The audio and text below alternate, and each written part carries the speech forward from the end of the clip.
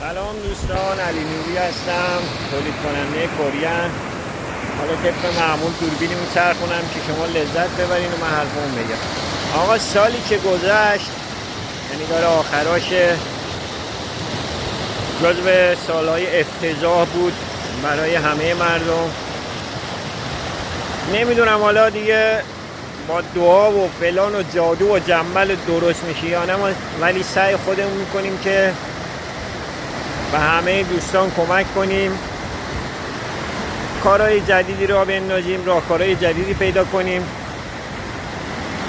چون زندگی مثل این رودخونه ادامه داره. هر کس ناکسی هم بیاد تو زندگیتون رو خراب کنه بره، شما باید ادامه بدین. حالا چه این مسئولینی بی‌عرضه باشه، چه یه نفر دیگه یا هر چی، زندگی ادامه داره. ما هم سعی میکنم به نوبه خودم به همه کمک کنم و تو کار خودم هم رونق بدم. دوست دارم همه تو این سفره سهیم باشن، دوست دارم همه بخندن، نه اینکه یه نفر دو نفر بخنده، دل مردم شاد بشه.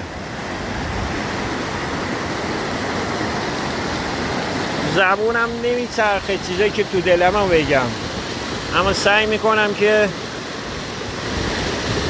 تا جایی که میتونم به همه کمک کنم. دعا کنید که تو این راه تنها هم نباشم، شما هم باشین و با هم خوشحال بودم بهتره. روزهای خوبی رو براتون آرزو میکنم.